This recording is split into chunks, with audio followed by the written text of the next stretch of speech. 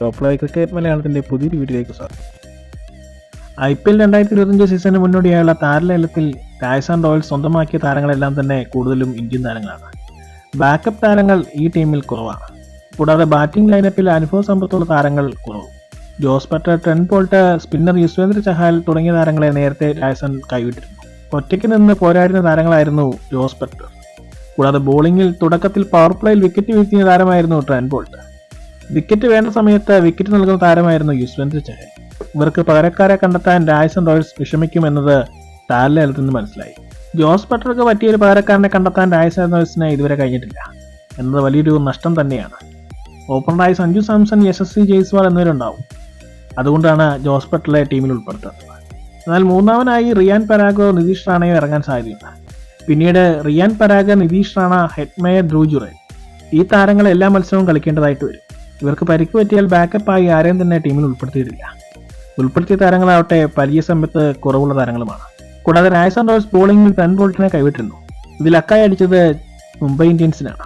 Trent ബോൾട്ടിന് പകരം രാജസ്ഥാൻ സ്വന്തമാക്കിയത് Jofra ആർച്ചറിനെയാണ്. ഈ ശ്രീലങ്കൻ സ്പിന്നർമാർക്ക് ബോളിംഗിലും ബാറ്റിംഗിലും വലിയ ഇമ്പാക്ട് ഉണ്ടാക്കാൻ കഴിയുമോ എന്നത് കണ്ടറിയണം. കൂടാതെ ജോഫ്ര ആർച്ചറും വലിയ ഫോമിലല്ല. കൂടാതെ സന്ദീപ് ശർമ്മ ടീമിന് മുതൽക്കൂട്ടാണ്. 6.5 കോടിക്ക് രാജസ്ഥാൻ റോയൽസ് സ്വന്തമാക്കിയത് തുഷാർ ദേശ്പാണ്ഡെയാണ്. അത് വലിയൊരു മണ്ടത്തരമായി തീർന്നിരിക്കുകയാണ്.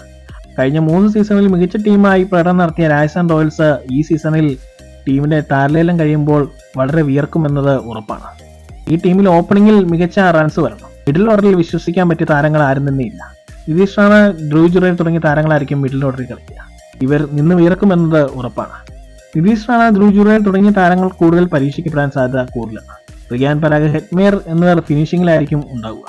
ഹെറ്റ്മേയർ ഒഴിച്ചാൽ ഫിനിഷിംഗിൽ ആരും തന്നെ കൂറ്റിനടിയാറില്ല. വാലറ്റത്തിൽ ബാറ്റിംഗ് വളരെ വീക്കാണ്.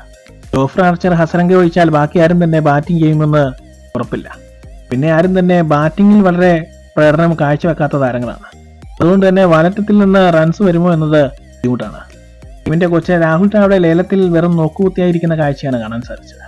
മികച്ച കളിക്കാരെ ആരും തന്നെ ടീമിൽ ഉൾപ്പെടുത്താൻ രാജസ്ഥാൻ റോയൽസിന് സമ്മതം ഉണ്ടായിരുന്നില്ല. മികച്ചൊരു നീക്കം നടന്നത് 13 വയസ്സുകാരനായ വൈഭവ് സൂര്യവംശിയെ രാജസ്ഥാൻ റോയൽസ് തന്റെ ടീമിൽ ഉൾപ്പെടുത്തിയതുകൊണ്ടാണ്. മികച്ചൊരു തീരുമാനം എന്നത് 13 വയസ്സുകാരനായ വൈഭവ് സൂര്യവംശിയാണ് രാജസ്ഥാൻ റോയൽസ് ടീമിൽ ഉൾപ്പെടുത്തിയിട്ടുള്ളത്. ഇത് ടീമിന് വരും കാലഘട്ടങ്ങളിൽ ഒരു മുതൽക്കൂട്ടാവും. രാജസ്ഥാൻ റോയൽസ് ഒരു ഫ്രാഞ്ചൈസി എന്നതിനപ്പുറം ഇന്ത്യൻ ക്രിക്കറ്റിന് പുതിയ താരങ്ങളെ കണ്ടെത്തുക എന്നതാണ് അവരുടെ ഉദ്ദേശം. അതുകൊണ്ട് തന്നെ കഴിഞ്ഞ കാലഘട്ടങ്ങളിൽ യശസ്വി ജയ്സ്വാൾ, സഞ്ജു സാംസൺ, റിയാൻ പരാഗ്, ധ്രുവ് ജുറേൽ തുടങ്ങിയ താരങ്ങളെല്ലാം കണ്ടെത്തിയതും രാജസ്ഥാൻ റോയൽസ് തന്നെ. അതുകൊണ്ട് ഈ താരങ്ങളെ വിശ്വാസം അർപ്പിച്ചാവും രാജസ്ഥാൻ റോയൽസ് ഈ പ്രാവശ്യം ഇറങ്ങുക. ഈ താരങ്ങൾ ഫോമിലായാൽ ഈ ടീമിനെ പിടിച്ചു നിർത്താൻ സാധിക്കില്ല. എങ്കിലും ബാറ്റിംഗിൽ തകർന്ന ടീമിനെ ബോളിംഗിൽ രക്ഷപ്പെടുത്താൻ സാധ്യത വളരെ കുറവാണ്. ഇത്തരം ക്രിക്കറ്റ് വാർത്തകൾക്കായി ഈ ചാനൽ സബ്സ്ക്രൈബ് ചെയ്യുക.